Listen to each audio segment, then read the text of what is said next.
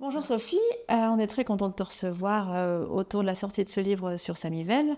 Est-ce que tu peux te présenter en quelques mots et nous dire un peu ton lien avec les éditions Guérin? Bonjour Stéphanie.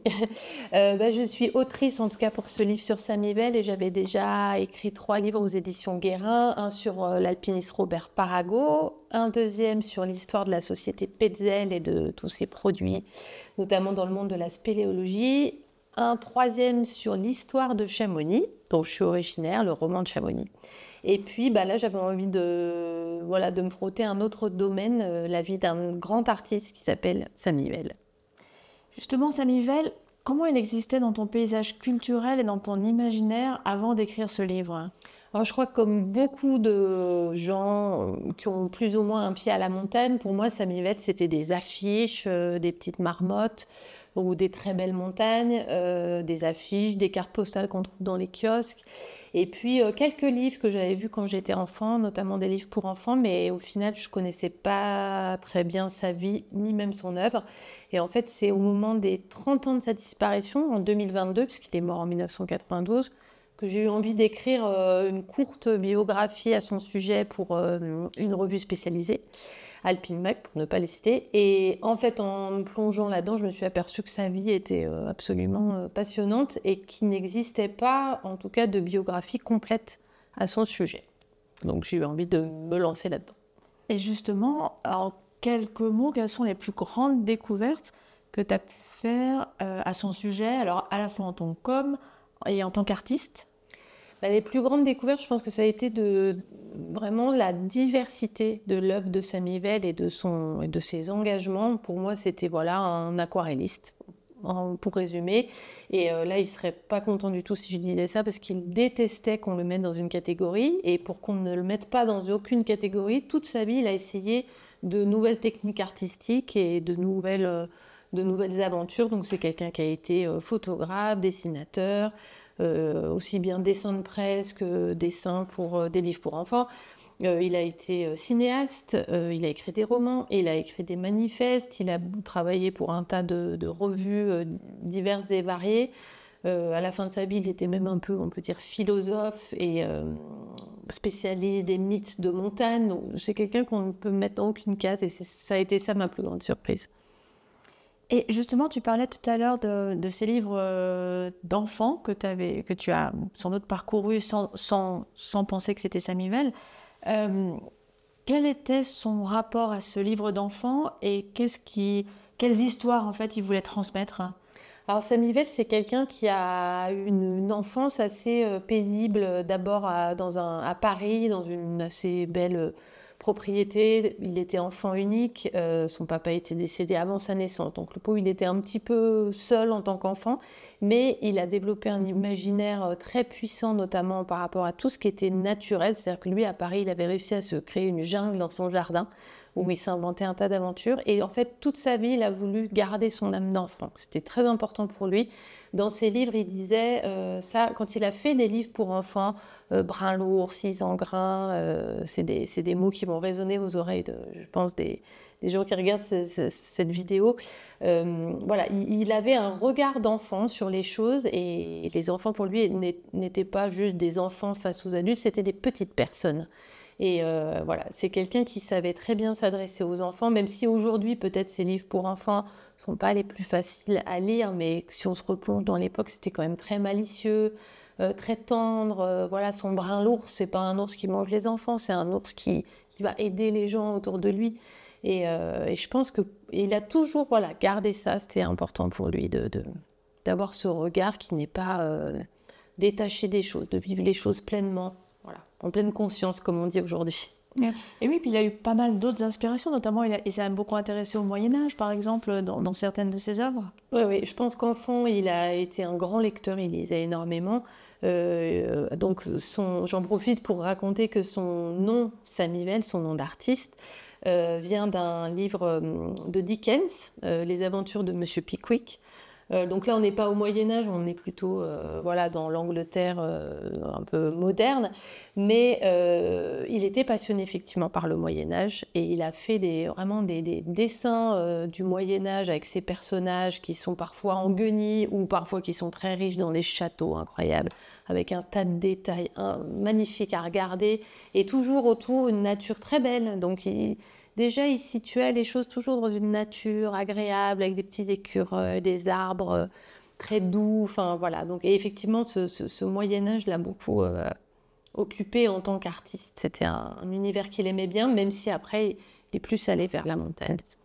Tu peux juste nous redire un petit mot sur son nom, comment c'est passé? Oui, alors du coup, Samivelle, c'est Paul Gaillet-Tancrède. Donc Paul Gaillet, il avait exactement le même nom que son père. Sa maman avait souhaité lui donner le prénom de son père, tout juste décédé. Mais pour lui, c'était assez abstrait de s'appeler Paul Gaillet, comme son père qui n'avait jamais vu. Et donc, il s'est mis à accoler le nom de jeune fille de sa maman, Tancrède, donc Paul Gaillet-Tancrède. Aussi parce qu'il trouvait que Gaillet était un nom de famille assez répandu. Donc, pour ses premiers écrits, il a commencé à se dire, bon, je vais m'appeler Paul Gaillet-Tancrède. Mais ça n'a pas duré longtemps.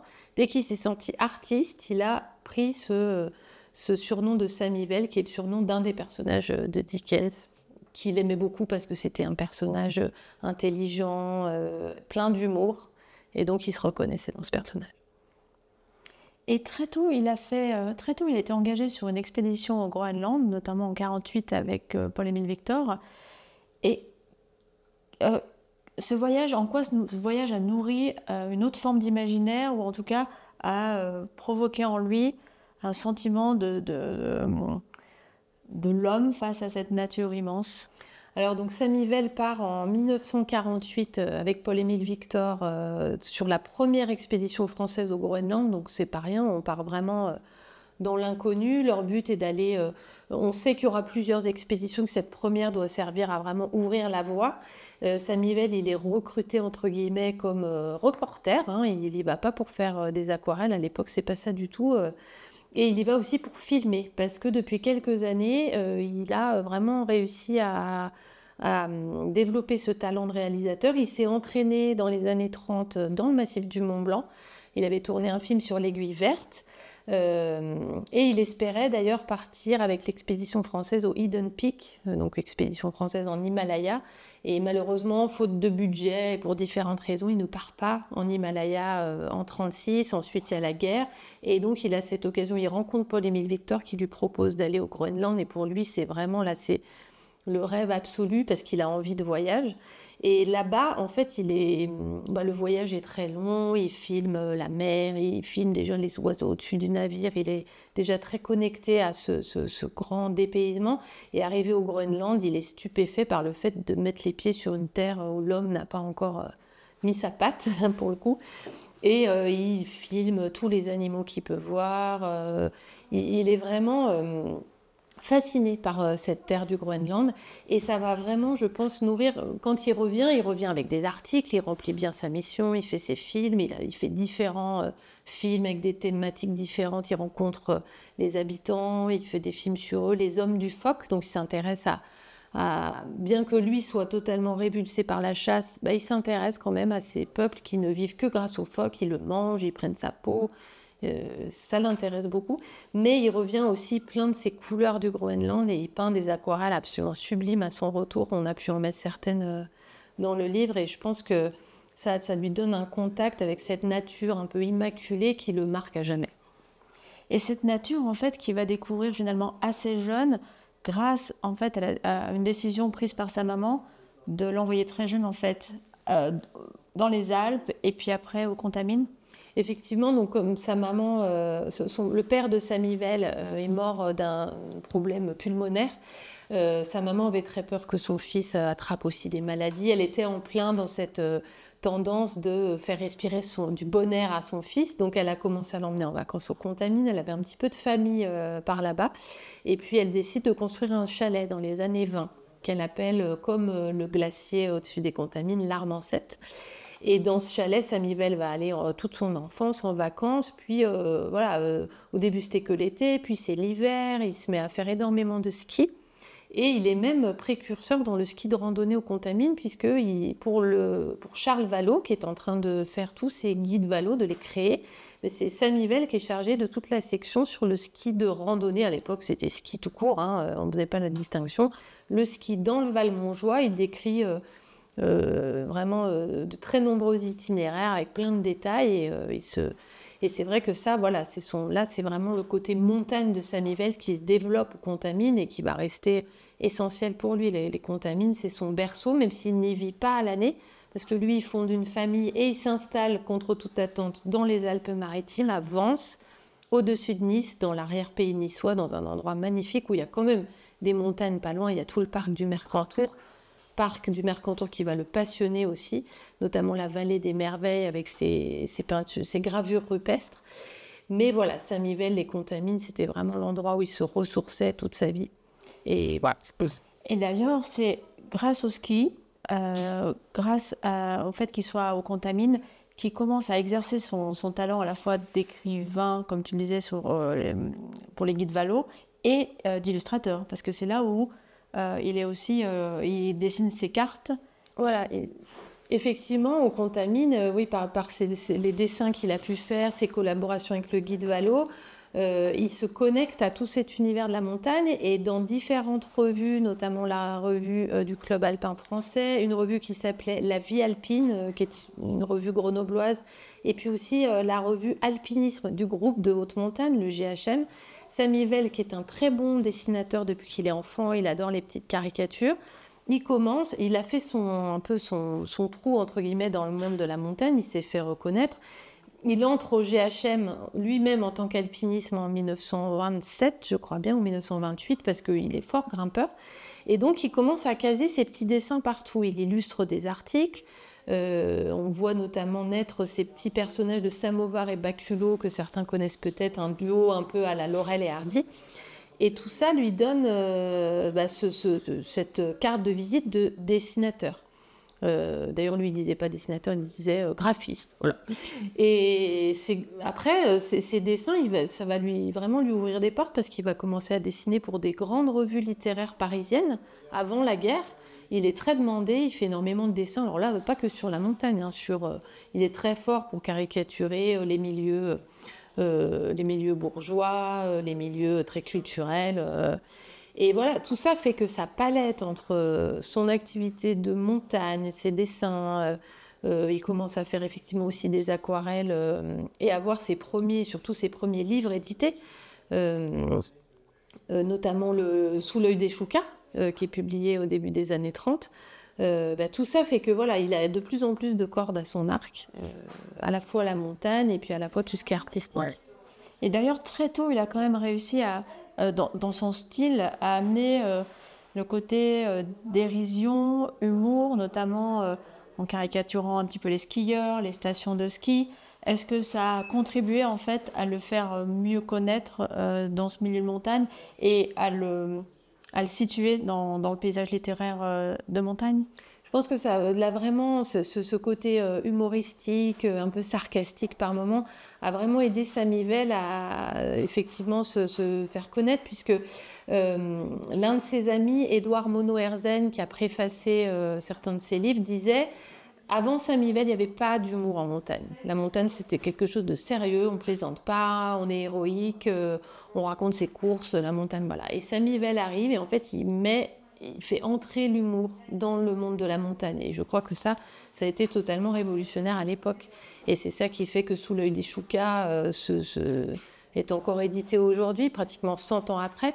Et puis après, il va y avoir l'Opéra de Pic, aussi son roman L'amateur d'abîme en 1940, que quand même les montagnards vraiment les plus pointus connaissent encore. C'est un roman où il raconte les aventures de 3 alpinistes à Chamonix, tout ce qui peut leur arriver dans les refuges, mais y compris, il décrit les rues de Chamonix bondées de gens. On a du mal à s'imaginer, on se dit comment c'est possible, il écrit ça en 1940, mais on pourrait croire que c'est le Chamonix surfréquenté d'aujourd'hui, et avec toujours cette pointe d'humour, de dérision, et qui n'est pas...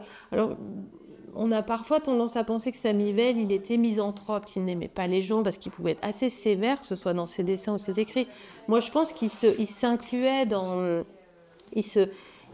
et pour lui, il faisait aussi partie de ces gens qui vont en montagne et à qui il arrive des galères. Et tout ce qu'il décrivait de manière sarcastique, c'était aussi des choses qui lui étaient arrivées à lui. Il y avait de la dérision, de l'autodérision également. Ouais. Donc, voilà. Et c'est en pratiquant cette autodérision et en étant très proche de ces montagnes qu'il y a un moment, il a senti que tout en les célébrant, il fallait aussi avoir un discours, je ne sais pas, mais en tout cas un message pour les protéger, ces montagnes. Effectivement, alors tout ça se fait en parallèle. Samy Vell, dès les années 30, alors dans ses premiers dessins, ses premiers livres, il est un peu dans la dénonciation il commence à y avoir trop de monde en montagne, toute cette démocratisation, on va être bientôt trop nombreux en montagne. Mais je pense que chez lui, ça se transforme très très vite, plutôt dans une conscience qu'on a une nature extrêmement belle, extrêmement utile. Il a tout de suite un discours dans tout ce qu'il écrit régulièrement dans la revue du Club alpin français. Ce qu'il dit, c'est que la nature, et en l'occurrence la montagne, est absolument nécessaire à tous ces citadins qui commencent à avoir des vies complètement... Les villes grandissent, on est coupé de toute nature, et il dit c'est très mauvais, il faut absolument qu'on garde le contact. Donc allons en montagne, mais n'y allons pas n'importe comment. Et très vite, c'est ça son discours, c'est on ne peut pas jeter ses déchets partout, arracher les fleurs... on devrait faire attention à ce qu'on construit en montagne. Et ça, là-dessus, il est vraiment mais très, très en amont. C'est-à-dire que lui... Et aussi, le voyage au Groenland ne fait qu'amplifier ça. Il revient, il dit, mais oui, mais nous, on a ces montagnes aussi encore très sauvages. Qu'est-ce qu'on est en train de faire? Et il fait partie de ces gens qui ne sont pas d'accord avec le fait de construire des téléphériques, un tas d'équipements. En même temps, bon, il a beaucoup d'amis dans le monde de la montagne. Il comprend bien que les guides, ça peut leur être utile d'avoir ces équipements. Mais il dit, attention, réfléchissons à ce qu'on fait. Il n'est pas ni contre le ski, ni contre le fait d'emmener beaucoup de monde en montagne, mais... il veut il dit la montagne est d'utilité publique. Donc, ça veut bien dire ce que ça veut dire. C'est-à-dire qu'on a cette belle montagne, elle est pour tout le monde, ça fait du bien aux gens, mais protégeons-la. Et ça, après, alors à partir des années 50, ça va être le combat de sa vie. C'est-à-dire que, d'ailleurs, brusquement, enfin, je peux faire erreur là-dessus, parce que l'univers Samy Vell est tellement grand, mais il me semble quand même qu'après les années 50, c'en est fini de l'humour. Alors, il continue à faire des cartes postales très drôles et tout, mais... il ne publie plus d'ouvrages vraiment drôles comme il avait pu faire avant. Il est plus sur son but, c'est de faire protéger cette montagne. Et peut-être c'est à ce moment-là que peut-être naît dans son esprit l'idée du roman Le Faux d'Édenberg, qui fait partie aussi dans son œuvre, qui est un vrai tournant, et à la fois en tant qu'auteur de fiction et dans le message que cela amène. Oui, effectivement. Donc, Samy Vell, dans les années 60, se lance dans un roman qui est dans sa tête depuis très longtemps, qui est de raconter l'histoire d'un berger qui a un alpage dans un village imaginaire de montagne, mais qui pourrait être celui de n'importe quelle de nos vallées qui ont été aménagées. Village qui voit arriver des promoteurs parisiens qui disent « Écoutez, vous avez beaucoup de chance, ici on va créer la plus grande station de ski d'Europe. » Rien que ça. Et donc les gens sont très partagés entre ceux qui disent bah oui, ok, je vous vends mon hôtel, je vous vends mes champs, allez-y, faites tout ce que vous voulez. Et d'autres qui disent mais attendez, qu'est-ce qu'on est en train de faire? Qu'est-ce qu'on a à perdre là-dedans? Et donc son personnage principal, Samy Vell, va faire partie des quelques opposants à ce mouvement très rapide. Et un jour, personne ne l'écoute, on l'exproprie de ses biens et commence la construction d'un pylône en plein milieu de son alpage. Et lui, il ne supporte pas, il fait exploser ce pylône. Et ensuite, je ne raconterai pas la fin du roman parce que c'est encore un roman qu'on trouve et que je conseille à tout le monde de lire. Il est gros, mais il se lit très très bien. Et voilà. Et là, Samy Vell, il met tout son art dans ce roman parce qu'il décrit les paysages, on a l'impression de voir ses aquarelles, et il met tout son engagement et toute sa philosophie par rapport à la montagne. Et c'est un roman qui a vraiment beaucoup de succès à l'époque. C'est-à-dire qu'on l'écoute et on dit, mais voilà, mais oui, qu'est-ce qui se passe? Et on est en plein dans le début du plan neige qui consiste donc à un plan gouvernemental qui consiste à donner beaucoup de moyens vraiment pour faire des stations de très haute altitude. Et voilà, et Samy Vell, c'est ce qu'il dénonce. Pour lui, c'est une aberration. Et le retentissement de l'époque... Est-ce qu'aujourd'hui, justement, il fait encore écho à des combats actuels? Ben, effectivement, moi aussi, ça a été une de mes surprises en travaillant sur Samivelle, c'est qu'on voit des jeunes militants, par exemple ceux qui sont allés sur le glacier de la Girose à la Meije pour dénoncer l'idée de faire un troisième téléphérique là-bas. Ces jeunes militants, sur les réseaux sociaux, ils citent du Samivelle. Là, il y a quelques mois, quelques années, j'ai trouvé ça quand même drôle et ça m'a fait plaisir de voir que Samivelle, alors je ne sais pas si c'était des aînés qui leur avaient soufflé ça, mais disant, voilà, on ne peut pas faire ce qu'on est en train de faire, réfléchissons aux conséquences. Samivelle, il dessinait quand même dans Sous l'œil des Choucas dans les années 30. Il a 2 dessins très célèbres, je pense, des montagnards. L'alpinisme en l'an 2000, où on a des pics équipés d'enseignes publicitaires, tout est équipé, on se promène sur des passerelles partout. Ça, c'est l'alpinisme en l'an 2000, donc 70 ans plus tard. Et l'alpinisme en l'an 3000, c'est quoi? Les montagnes sont redevenues vierges, il n'y a plus rien, il n'y a plus que 2-3 bouts de ferraille qui traînent par là, mais il n'y a plus rien, il n'y a plus d'hommes, et il y a juste un chouka, la page d'après, qui dit « enfin seul ». Donc voilà, moi ça me glace un peu quand je vois ça, parce que je me dis, ben ouais, il est visionnaire, qu'est-ce qu'il est en train de nous dire? Mais ça, du coup, ça parle encore maintenant, et c'est pour ça que de jeunes militants peuvent dire, ou c'est comme les chenilles processionnaires de Samivelle, cette carte postale très connue, où on a des gens qui montent au téléski, et arrivés en haut de la piste, qu'est-ce qu'ils font? Ils font déjà la queue pour reprendre le téléski sans pouvoir faire un seul virage. Ça, on le voit ressortir régulièrement parce que c'est nos stations de ski surfréquentées l'hiver où finalement on se dit les gens ont payé très cher pour venir jusque-là et c'est ça leur expérience. Donc, qu'est-ce qu'on en pense en fait? Est-ce qu'on est content que ce soit ça leur expérience de la montagne? Et pareil, les longues files d'alpinistes, ça a été ressorti. Quand il y a beaucoup de monde chez nous à Chamonix, à la Vallée Blanche, bah, on ressort la carte de Samivelle.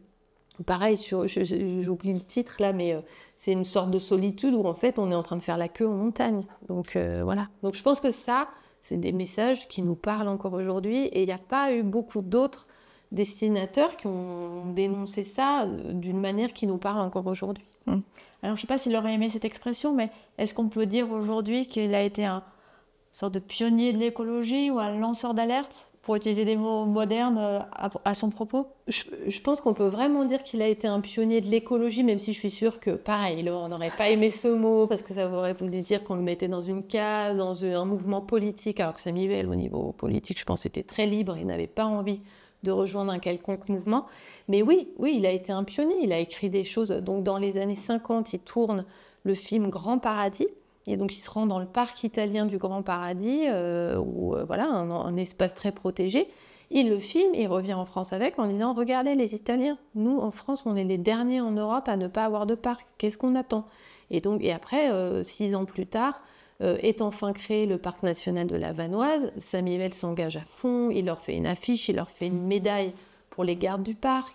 Il fait l'affiche des 10 commandements de la montagne, qui est une affiche drôle et tendre, avec plein de petits personnages, mais avec quand même des messages, c'est-à-dire vous entrez dans ce magnifique parc qu'on vous offre, prenez-en soin, voilà, ne jetez pas vos affaires, vos déchets partout, gardez le silence, n'embêtez pas les animaux, n'arrachez pas les fleurs. C'est des messages simples, mais il est vraiment, à l'époque, c'est rare, c'est-à-dire qu'on n'est pas du tout là-dedans. Donc oui, moi je pense qu'on peut vraiment dire que ça a été dans ces gens qui ont dénoncé très tôt ces choses-là. Il n'était pas toujours complètement entendu, mais c'est pas un hasard si le mouvement Mountain Wilderness, qui crée sa branche française en 88, demande à Samivelle de prononcer le discours inaugural de la fondation de cette association française. Et il est très âgé, il a 80 ans, et il vient, il fait un discours très long sur voilà, protégeons nos montagnes. Et ça, il le fait de manière très généreuse pour cette association. Donc oui, il était... pour les jeunes militants de Mountain Wilderness, Samivelle faisait partie des gens qui avaient dit les choses déjà depuis fort longtemps. Et justement, je pense que le parc, par exemple, les premiers parcs français ont bénéficié en fait de son talent, de son art, et lui, à l'inverse, c'est peut-être une période aussi, il est devenu très très connu, alors justement pour ses aquarelles, mais chacune des causes a servi un petit peu l'autre, même si ça l'a un peu enfermé dans la case aquarelle, peut-être. Oui, c'est vrai que Samivelle, toute la dernière partie de sa vie, dans les années 70-80, il répond à énormément de demandes d'espaces naturels qui ont envie d'avoir. Voilà, il fait l'aquarelle qui va servir à l'affiche du parc des Pyrénées.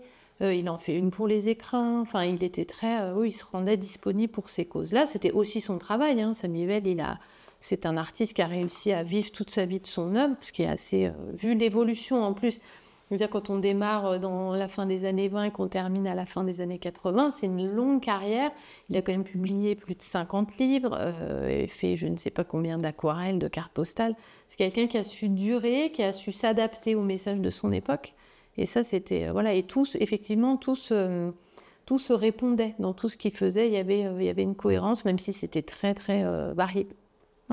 Et justement, si on peut revenir sur entre guillemets, la fabrication du livre, est-ce que vous vous êtes heurté à des difficultés, notamment sur la reproduction? Est-ce que ça a été difficile de rassembler tout ce matériau, en fait, pour justement illustrer toute sa diversité? Alors, l'œuvre de Samy Vell, c'est pas facile entre guillemets, de la cerner parce que lui-même, alors, il a fait un choix important à la fin de sa vie qui lui revient. Il a décidé de déposer la plupart de ses œuvres au musée d'ethnographie de Genève. Et voilà, c'est un musée qui conserve ses œuvres. Nous, au départ du livre, on s'est dit, bon, on va mettre des aquarelles de Samy Vell, mais on voulait surtout que ce soit bien plus que ça, ce livre. Et donc, c'est pas un livre... On retrouve pas d'autres livres sur Samy Vell qui ont été faits récemment. Enfin, je pense qu'on a vraiment... on avait à cœur de montrer la diversité de son travail, et c'est pour ça qu'on trouve, évidemment, beaucoup d'aquarelles de Samy Vell et des surprises. On a des particuliers qui ont accepté de nous laisser reproduire leurs aquarelles, ce qui est vraiment super. Le musée de Genève nous a beaucoup aidés aussi en nous laissant reproduire des aquarelles, mais il y a bien d'autres choses dans ce livre, c'est-à-dire qu'on a voulu qu'il y ait ses dessins de jeunesse, aussi sa documentation. Pour le Fou d'Édenberg, on a choisi d'avoir un chapitre entier sur ce roman, parce qu'il se trouve qu'à l'université de Nice, Samy Vell a déposé tout son dossier de recherche, tous les articles qui lui ont suivi à faire ça, des courriers avec des spécialistes. C'est quelqu'un qui n'écrivait rien au hasard. S'il n'était pas sûr de son scénario, il demandait. Il a quand même écrit un policier pour savoir son personnage qui fait exploser un pylône. Qu'est-ce qu'il risquait juridiquement? Comment serait menée l'enquête? Comment on risquait de l'interpeller? Samy Vell, je pense qu'il aurait pu être vraiment journaliste toute sa vie. Il aurait été très bon dans ce métier. Donc voilà, c'est un livre qui a... voilà, on a essayé de montrer aussi ses dessins pour enfants, ses courriers, ses échanges. Il y a vraiment de tout type de documents. Et donc, le travail iconographique sur livre qui a été fait par Catherine Cuénot, ma maman, est vraiment quelque chose d'extrêmement varié. Et j'espère, à l'image de Samy Vell, et je pense que ça surprendra les gens, et que les jeunes qui ne le connaissent pas ne vont pas s'ennuyer en regardant des aquarelles, des petites marmottes ou des Edelweiss. Non, on est allé, je pense, au-delà de tout ça. Ouais. Et presque pour conclure, s'il y avait un héritage Samy Vell, justement, est-ce que ce serait un mélange de tout ça, un mélange de toute sa curiosité, de son œuvre, de son art? Alors, l'héritage de Samy Vell, je pense qu'il est en nous sans qu'on le sache. C'est-à-dire qu'il y a énormément de... Moi, du coup, avec ce projet, j'en ai parlé à beaucoup de gens. En fait, les gens sont imprégnés de l'image de la montagne que Samy Vell a gravée, un peu comme ce dessin gravé sur la couverture du livre. C'est-à-dire que la montagne Samy Vell, c'est une forme de pureté, des animaux libres qui ont l'air heureux, des belles traces dans la neige. Ça, c'est vraiment du Samy Vell, et en fait, on ne le sait pas forcément. Et c'est pour ça que Vivian Bruchet, ce skieur incroyable qui a accepté de faire la préface du livre, me disait, mais moi parfois je rentre de montagne et je rentre de la montagne Samy Vell quand ça a été beau, quand tout était parfait. Et donc cet héritage, il est là au niveau de notre vision de la montagne. L'idée là maintenant, c'est de montrer qu'il y a aussi un héritage, notamment sur la protection de la montagne. Et ça, quand on en parle à des jeunes, on voit que oui, ça leur parle, et c'est bien de le rappeler, voilà, de tout ce qu'il a fait pour nous, pour qu'on protège nos montagnes. Ça, je pense que c'est moins connu, et c'était important qu'on le rappelle. Et voilà, je pense qu'en fait, il y a beaucoup de gens qui se réfèrent encore à Samy Vell, soit consciemment, soit inconsciemment. Et du coup, c'était important de reparler de lui, de ne pas l'oublier. Ouais. Et il existe encore un lieu au Contamine, justement, le jardin Samy Vell, qui lui rend hommage aujourd'hui dans le lieu qu'il a aimé et dans lequel il a passé pas mal de temps, justement à l'Armancette. Alors, c'est vrai qu'au sujet de Samivelle, on pourrait regretter qu'il n'y a pas beaucoup d'endroits où on peut voir des œuvres de Samivelle, parce que bon, il y a ce musée à Genève, mais qui n'expose pas les œuvres de Samivelle et qui va peut-être le faire. Il y a des expositions qui se préparent sur Samivelle, donc ça, je m'en réjouis. Je pense qu'il est en train voilà, de revenir au devant de la scène. Mais on a la chance, et ça lui aurait fait extrêmement plaisir à Samivelle, d'avoir ce jardin au Contamine, juste à côté de l'église, le jardin de Samivelle, dont l'initiatrice a été Gilberte Mermoux, aidée par d'autres habitants des Contamines. Et ce qui est magique, c'est un endroit libre d'accès, ouvert jour et nuit, à toute saison, puisque les œuvres ont été... on voit donc ces principales aquarelles les plus connues, et il y a un système qui a été créé par l'atelier Aesop. Elles sont sous verre, elles sont insérées dans des énormes boules de granit. Et voilà, on peut se promener dans ce jardin, visiter Samivelle, on est libre, c'est à toute heure, sous la neige, c'est aussi beau qu'en plein soleil. Donc voilà, c'est un endroit, je pense, qui lui plairait beaucoup, et on a mis une photo de ce jardin dans le livre parce que voilà, ça nous parle, et je pense que ça fait vraiment écho à ce qu'il était.